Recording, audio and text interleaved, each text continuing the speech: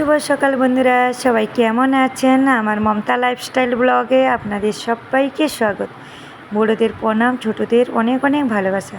দেখুন এখানে আমি তুলসী গাছটা ছোট ছোট লাগিয়েছি, আর পাশে সেই যে পাতাবাহার গাছটা লাগিয়েছি।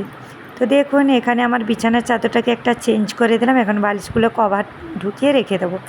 তো দেখুন এখানে আমি চলে এসেছি বেসিনটা একটু কিছু আলাদা করতে।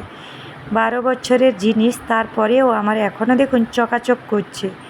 কারণ দেখুন সাদা জিনিস তো যতই আপনি ভালো রাখুন না কেন হয়, কিন্তু আমি কিভাবে বেসিনটাকে পরিষ্কার করে রেখেছি আপনারা দেখুন 12 বছরে। যাই হোক, এখানে করার সময় আপনাদের দেখাইনি। তো দেখুন এখানে চলে এসেছি, আমি একটু চা করব। তো চা করতে এখানে চলে এসেছি। আর সকালে আজকে রুটি না, আজকে আমার মেয়েরা বাইরে খেয়েছে, তার জন্য সকালে আমাকে আজকে রাত থেকে উঠে দিইনি। কেননা মাঝে মাঝে বাচ্চাদেরও একটু আলাদা রকম করে দেওয়া দরকার, তাই না? তো দেখুন যেহেতু শরীর তো আর চলছে না রাত থেকে উঠে রাত পর্যন্ত, দেখুন সব কটা শুকনো কাপড়ও তুলে নিয়েছি এখানে। আর এগুলো ভিজে কাপড় দিয়ে দিয়েছি, এখনও কিন্তু বাথরুমে অনেক কাপড় আরও ভিজানো রয়েছে। তো আমি কিন্তু যত কিছু রয় সব কিছু ধুয়ে দিই। আর এখানে দেখুন শুকনো বাসনগুলো চা সাথে রেখে দিয়ে এখানে বাসনগুলোও কটা গুছিয়ে নিচ্ছি। পাশে দুধও বসিয়ে দিয়েছি, তাড়াতাড়ি করে অল্প কিছু রান্নাও করে নেব। তো দেখুন এখানে একটা ডিমের অমলেট করছি পিউর জন্য। এই যে আমার কিছু রান্না হয়ে গেছে, ভাতও হয়ে গেছে, একটা তরকারি, ডিমের অমলেট করে নিচ্ছি। আর এখানে চলে এসেছি রান্নার পরে বাসনগুলো ধুয়ে নিতে। তো দেখুন এখানে আমি আমার সকালের বাসনগুলো ধুয়ে নিচ্ছি। পিউ কিন্তু টিউশন থেকে আসেনি, আর একা একা ঘরে থাকি, একা একা সারাদিন কাজ করি, তার মানে কতটা কষ্টই আমাকে ভিডিও করতে একা। দেখুন আমার ঘর এখানে মুছার জন্য আমি পুরো দেখিয়ে দিলাম, ঘর মুছে নিয়েছি। এই যে হলঘরটা আমার মুছা হয়ে গেছে, বেডরুমটাও দেখিয়ে দিলাম দেখুন। আর পিউর এখানে ড্রেসটা বার করে রেখেছি, বেডরুমও মুছামুছি করে নিয়েছি। চলে এসেছি বন্ধুরা সকালের কাজ সেরে। এখন ওর মেয়ে যাবে, টিউশন থেকে চলে এসছে, টিউশন থেকে এসে এই মাত্র মেয়ে স্নান করলো। তো পিউ তো স্কুলে যাবে। আর বাইরে আজকে সকাল থেকে এতটা পরিমাণে রোদ, মানে গরম মানে বলা যাবে না। এই মাত্র একটু ফ্যানটা বন্ধ করেছি, পুরো একদম ঘেমে যাচ্ছে দেখুন। তো যাই হোক, সকালে অনেক কিছু কাপড় ধুয়ে নিয়েছি, এখনও আরও কিছু কাপড় স্নান করতে গেছিলাম ধুয়ে নিয়েছি। বাকি সব কিছু ঘর মুছে বাথরুমটি পরিষ্কার পরিচ্ছন্ন করে সব কিছু করে চলে এলাম। আর এখন পিউকে রেডি করছি, পিউকে রেডি করিয়ে তারপরে পিউকে খাইয়ে স্কুলে দিতে যাব। এসে তারপরে কিন্তু এই যে শুকনো কাপড়গুলো রয়েছে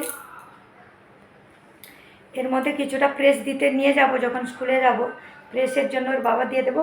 আর পিউ এখন রেডি হচ্ছি, চলুন পিউকে রেডি করিয়ে। দেখুন পিউ এখানে স্নান টান করে নিয়েছে। আর পিউর একটা জিনিস ভালো, যে পড়াশোনাতে না বলে না, ভালো করুক খারাপ করুক সেটা নিয়ে কথা না, পড়াইতে ভালো, কিন্তু পড়াশোনার জন্য স্কুলে টিউশনে যাবে না, না বলে না।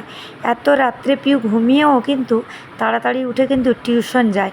হ্যাঁ, তখন আমি কিন্তু অত সকালে চান করিয়ে দিই না, এসে কিন্তু ও স্নান টান করে নেয়। তো দেখুন ওর চুল বেঁধে দিচ্ছি, ওকে একটু মুখে ক্রিম লাগিয়ে দিয়েছি। এই যে এই পিউ চলে এসছে রেডি হয়ে একদম খেতে, দেখতেই পাচ্ছেন তো। তারপরে পিউকে স্কুলে নিয়ে যাচ্ছি, কতটা বাইরে রোদ খালি দেখুন, এরা কিন্তু সকালের বাচ্চারা। তো দেখুন মা আমি এখানে যাচ্ছি, বাইরে কিভাবে রোদ হয়েছে। পিউ বলছে ছাতা টাঙাও, আমি বলছি আচ্ছা চল চল। তো এই দেখুন কীভাবে রোদ। চলে এসেছি বন্ধুরা স্কুল থেকে এসে, অনেকগুলো কাপড় ছিল, হাফ কাপড় দিয়ে গেছিলাম, আরও হাফ ধুয়ে রেখেছি, সেগুলোকে সব পাতিয়ে দিয়েছি। আর এখন খেতে বসছি, খাবার এখন খেতে বসছি। তো আজকে বৃহস্পতিবার, আর এখন তো দুপুরে একা একা খেতে হচ্ছে, যেহেতু মেয়েরা কেউ ঘরে নেই। তো আজকে বৃহস্পতিবারে আমাদের একটা অঘটন ঘটে গেল, সেটা হলো বিনা ফুল দিয়ে আমার মেয়ে পুজো দিয়ে গেছে। কারণ পুজোটা একটু আমি অসুবিধা দেব না, তো মেয়েকে দিতে হলো। আর মেয়ে তো রাত থেকে উঠে কলেজে যায়, তখন তো এখানে ফুলের দোকান খোলা হয় না, আর গিয়ে তাদের থেকে ফুল নিয়ে এসে পুজো করে দেওয়ার মতন ওর কাছে একদম টাইম নেই। তো যাই হোক, স্নান তো করে রোজেরই যায়, একটু জল ফল দিয়ে পুজো দিয়ে গেছে, ওর জন্য আমি আজকে দেখাতে পারলাম না। তো মানে আমার এতটা খারাপ লাগছে, যেহেতু ঠাকুরের দিকে আর ভিডিওটা করব না। তো যাই হোক, সেটা আপনারা সবাই বুঝবেন। তো ওর জন্য আমার খুব খারাপ লাগছে, বৃহস্পতিবারের দিনে এই অবস্থা। তো যাই হোক, এখন খেতে বসবো, খাবার নিয়ে এসেছি, একা একা খাবো। তো নিজের মতন পছন্দ না করলেও তবু তো খেতেও হবে, কেউ তো ঘরে নেই। আর আস্তে আস্তে না 2-4 ফোঁটা বৃষ্টি, তো এখন কিন্তু পুরো মেঘলা করে দিয়েছে। আর চারিদিকে আমার কাপড়ের পুরো ভর্তি কাপড়, অনেক কাপড় ধুয়ে দিয়েছে।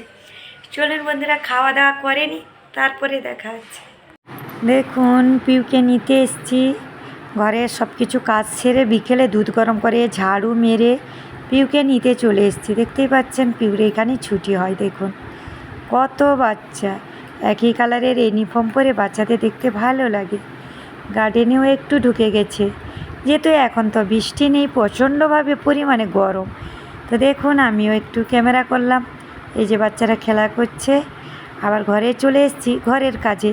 তো একটু মন হলো চা খাবো, কারণ ওর বাবা তো দেরি করে আসেন। তবু ভাবলাম আমি একটু চা করব, আর তাদের জন্য হরলিক্স দুধ করে দিচ্ছি। তো দেখুন বন্ধুরা, যেহেতু বোম্বেতে এখনও কিন্তু অনেকটা বেলা আছে, পিউকে নিয়ে আসে যতটুকু ঘরের কাজ থাকে সেগুলোকে করিয়ে নিই।